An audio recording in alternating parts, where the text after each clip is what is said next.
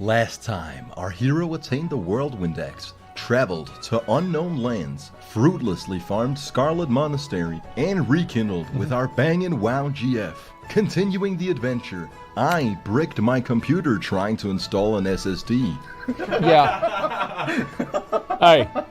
And decided that in the spirit of fiddling with mechanical contraptions much too complex for my feeble human mind, I wanted to be an engineer. You see, I wasn't having fun with mining and blacksmithing, so I ditched two of the most financially viable professions in the game in exchange for the least profitable job in Azeroth. A stark contrast to being an engineer in real life. Ignoring the impending need for money to buy a mount at 40, I viscerally followed an engineering leveling guide, knowing full well that my viewers would send me money to give me the authentic Asmongold experience. I spent a good 15 minutes making this jump, so please appreciate my position of tinkering. No one in this game seemed to acknowledge my masterful movement. Anyways, I decided that the steep price for coarse stone on the auction house was a bit of a ripoff, and decided to go all the way to Darkshore to get them myself. After a few hours, 30 minutes of honest work, I returned to Ironforge. Before I started this gruesome endeavor, I wish someone had told me that the level cap for my professions scaled with my actual level. I had basically just wasted a bunch of time and gold to familiarize myself with the steep learning curve of this bastard 15-year-old game. Yeah. I still keep thinking it's Swole Dickus. I disconnected, and a bug spawned me into guaranteed death by drowning in a location where I couldn't possibly recover my corpse. Oh, you can go get the title shard though. I got to my destination faster. Together with my companions, I went back to Scarlet Monastery, where we got ambushed by angsty teenagers. Unlike my friends who fought bravely, I pathetically begged for my life, and bought myself some spare time by performing a sacred mating ritual. Lil Sundo the Lich graciously spared my life. When entering the dungeon, I experienced the usual fuckery that I've grown all too accustomed to at this point. Our healer dies and asks me to actually taunt the mobs. I inform our healer that I don't use defensive stance because I have too much testosterone. Our DPS claims he's doing everything and that I'm not capable of DPSing. I'm sure they'll like that. So why are you playing a tank? Yet I let the numbers speak for themselves. Oh, winking damage meters. Dies in the extremely he's learning the game now. Move, after which she tells me that I should have held aggro. Our quote-unquote DPS then cowers in fear instead of attacking the boss. Wait, that's a DPS? We wipe and start all over. Backpedaling away without auto attack? Once we finally manage to take down the boss, he drops these 6 set pants. I roll a 22, and a single tear falls down my face. We try to run the dungeon one more time, and with our inoptimal setup, we painstakingly skank our way through the whole thing. That's impressive. Excited, I type. Now the axe drops, and I roll a 99. However, the boss was nowhere to be found, because I'm apparently incapable of properly resetting a dungeon. Apparently, leaving and re-entering isn't enough. You also had to click a button. Since I'm goddamn tired of showing you me farming armory over and over again, here's my 37th run where I finally acquired the Ravager. Woo! Yeah! There it is, dude. This is the single biggest upgrade to the stand-and-hit gameplay. Now this game is fucking easy. Look, I don't even gotta do anything. Although, for fear of copyright infringement, I recreated this music piece myself with a royalty-free beat. You spin me right round, baby, right round, when we go down, down. I hear that, all right. I couldn't really find a matching beat, but you know, that's really good. Times are tough. Then I checked my mail to find the most generous donation to a crusade thus far. Daddy Chill graciously offers up the fiery war axe, or as he calls it, his kook cleaver, my first purple piece of gear. Excited to test it out, I go to Stranglethorn Bay, the North Korean border of Azeroth, home to the Gurubashi Arena, a coliseum of free-for-all PvP, where once every 3 hours the arena chest spawns. It was 6 a.m. and I decided to try my luck.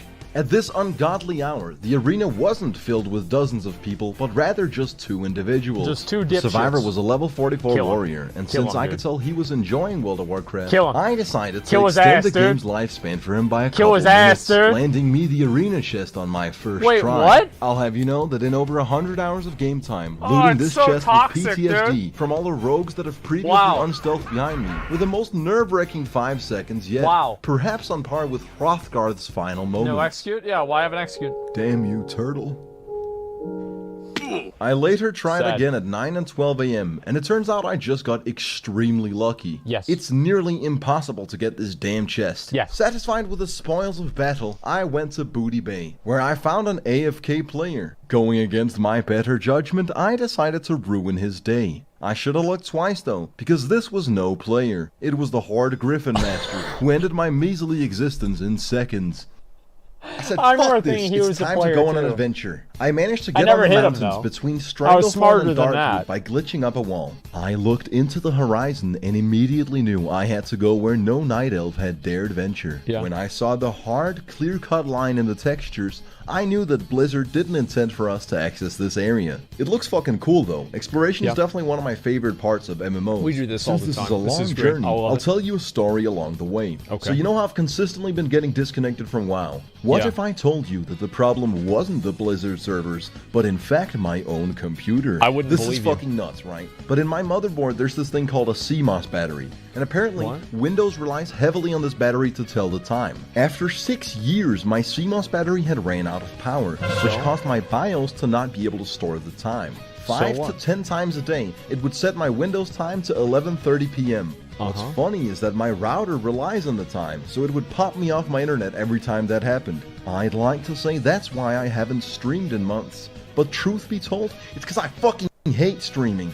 Anyways, I ordered a new CMOS battery online, but because I'm stupid, possibly because my parents dropped me on my head as a kid, but likely just due to my lack of education, I bought the wrong one. And this next part is kinda unbelievable, but genuinely true. I happened to find the correct battery lying on the ground outside of where I do physiotherapy for my scoliosis. Together with a friend, I busted open my computer only to find myself in a troubling predicament. My motherboard, the Asus Maximus Formula 6, has all this armor on it, and along with it, a massive design flaw. To get to the CMOS, I would have to literally take my entire PC apart, then unscrew the armor from the back of the motherboard, then install the new CMOS, put everything back together, and possibly twice in case the battery I found on the ground was used. Considering that it's 6 years since I built this PC and I almost bricked it trying to install an SSD, it's safe to assume that this process would completely break my computer. Yes, there's no way you're getting through that. I decided to use knives, scissors, and pliers to directly cut into my motherboard. Eventually building my frustration to the point where I brutally ripped off the armor with my bare hands. After which, I put in the mysterious battery that I fucking found on the concrete outside, plugged my computer back in, and it literally fixed the entire problem with no repercussions. Moral of the story? Use power tools on your motherboards, kids. Keep track of your time. I really needed some filler for the middle of this video. I don't know if you can tell. Anyways, this is where I ended up. I'd gone all the way past Darkwood, Deadwind Pass, and the corner of the Blasted Lands, behind Zul'Gurub, to finally end up at the back end of the Tainted Scar, from where I only had one path available to me. I engaged in a kerfuffle with gravity and stress-tested my bones. I was then forced into a 10-minute resurrection sickness and a 25% durability penalty on all my equipment. Mind you, in an endgame zone with one singular Hearthbringer who enforced his own all-encompassing no Hearthstone he's a little bit low level for this, After a reminder of what World of Warcraft is actually like, I returned to the intended gameplay experience. I made a dreadful choice when I decided to go questing in Arathi Highlands. That's a mistake. Gotta kill these elite mobs. Unbeknownst to my party, I'd already attempted this yesterday with different people and I had Otto's head. There's two bosses, the other being Falcon Crest. You know the drill. We corpse walk into the castle. I don't have any healing potions, and I refuse to use shields. Of course, never use a shield. Miserably. But you gotta understand, we're veterans of this shit. At level 36, we're dungeon-hardened fucking animals. That's right. All of us have been through this countless times. It's a goddamn well-oiled machine. Our mages polymorph Otto and the regular elite mob, a spell that would keep them as helpless sheep for 45 seconds, if not for the fact that we immediately damage them breaking the spell. With our primal instincts, we execute extremely basic game mechanics and exude the very simple coordination required to beat this. That is right until a party of Horde players waddled in and clearly demonstrated that they didn't intend to wait 10 minutes for these dudes to respawn. Okay, dude. And begrudgingly return to the castle, then Typical wait Horde. patiently. That is until 7 minutes later, when I realized that Falcon Crest's loot belonged to us, as one of our party members had been alive when our assailant killed him, leaving not just all 5 Horde players unable to complete the quest, but also my 4 comrades who'd be able to rectify the situation in 3 measly minutes. It was at this point I said, "It's been a pleasure doing business with you," and continued my crusade to ruin the authentic classic experience. I decided I'd had my fill of the patented kill an orc in a castle gameplay and began the quest chain for all of Scarlet Monastery. Seeing as I'd farmed one wing 37 times, I might as well do it experience the whole dungeon. After undergoing a multitude of repetitive tasks, I headed to Desolus. Now you might recall me having a tough time in Stone Talon Peak, which is on the way to where I'm going. He dances I made sure with me. to rectify the situation at hand. It's always exciting discovering Killing a new gray place levels. you've never been to. You never know what's going to happen. You could see a reskin of a mob you've already killed hundreds of times. Yeah, wow. Slightly different looking NPCs with one of the dozen voices you've heard countless times. Incredible. Or maybe you'll even see purple water. Brings you if you're really lucky, you'll get the pleasure of doing an escort mission. God, I love this 15-year-old game. It's so bad, but so good. Yep. Questing in Desolus did have its moments. After getting ganked, I I got don't know about revived that. by a holy saint who complimented the videos. Little did he know that he was about to receive a multitude of letters containing copy-pasted homoerotic poetry. Make it happen. That's your boy taking on 6 mobs at once, by the way. Twice an hour, I get to speed up the gameplay. This is sick. I also met Chargy, who stopped me from killing Horde players under the guise that we're not like them. We have honor. A stance he would uphold right until we ran into a Horde player nearly having soloed an elite boss that he needed to kill. At which point, Chargy threw his morals out the window and did what had to be done. After killing a bunch of skeletal warriors, we each went our own way. He then got his corpse camped by that Horde player until he had to log off. But honestly, that didn't seem like a me problem. You see, I was focused on the task at hand, putting the Ravager to good use on a part of the game everyone else seems to be ecstatic about. A part of the game that I personally despise. Scarlet Monastery. Isn't it exciting how a dungeon spanning 4 instances can have the same 3 models for all the enemies? The most thrilling part is that one boss spins. I stand by my original statement. This game is cookie clicker, but with more world building. I'll spare you the boring details. It does kind of suck. I lost every roll on every item, with the exception of this useless dog whistle that summons a hound with a minuscule amount of health. As per usual, I got us all killed by pulling too many mobs in the wrong way. Yeah, what a surprise.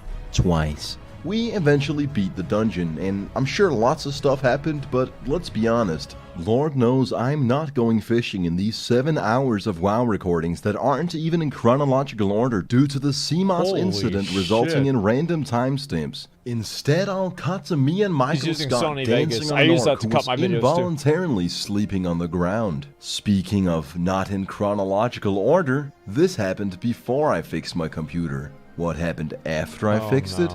I started maniacally selling all my silk cloth on the auction house after finding out I'd need 90 gold to buy a mount at level 40, which was viewers. Soon. I then went and completed various quests in Stranglethorn Vale. True to the authentic classic experience, they were all very rewarding. Sorry, I pronounced that incorrectly. I meant monotonous. Even though it's something I spent 12 hours of my life on, I can't for the life of me think of a single interesting thing that happened. I could extensively reiterate how we killed some pirates, a sea giant, and hundreds of various exotic animals. A little bit low level, don't you think? Truth be told, I just get goosebumps and flashbacks from all the Horde encounters. Look at this shit. They turn me into a sheep.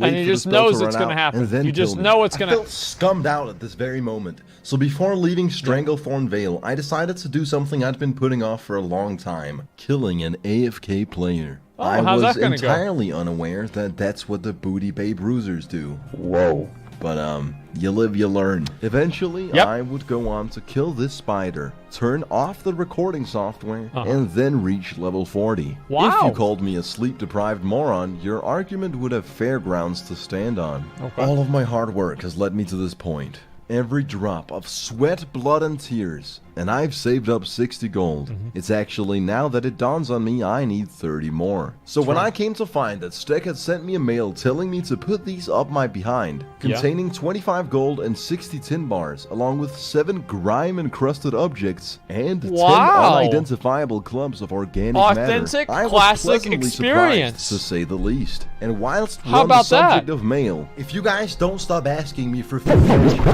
I'm just not gonna show your mail. I'm trying to be monetized here, alright? Anyways, with my newfound riches, I traveled back to where it all began, Darnassus, where I graciously learned to ride a tiger. I then legally purchased a tiger, and let's be honest, I'm pretty damn majestic right now. Absolutely beautiful. However, considering that my viewers paid for half of it, it ain't really all that impressive or fulfilling. So for the ending, here's what we'll do instead. Somewhere in this video, there's an Easter egg which will lead you on a scavenger hunt. If you actually manage to make it to the end, you'll be rewarded with my secret ice cream recipe. Anyways, that's it for now. Thanks for watching, and I'll see you all next time. So that means I just read the comments and they tell me where to go, right? Like, that's, you know, that's the secret. Trust me, I've been through this before. I know how this works. Yeah, I get it, man. It's a QR code. Listen, I don't do QR codes. I can't subscribe to anybody because for whatever reason, whenever I click sign in on YouTube, it gives me an error. And I have to delete my cookies, but I was like, man, I want cookies, and so I didn't want to delete them yet. So I'm just stuck here, and I can't subscribe to anybody or anything like that. Now, do QR codes? No, I don't know how to do a QR code. I've never used a QR code before. I don't know what they are, really. Like, my understanding of what a QR code is one thing, and then, you know, there are stuff. Barney video on the side? Well, I think that we watched those, didn't we? I'm pretty sure we did. Yeah, let me see. Yeah, I'm pretty sure we watched all of this.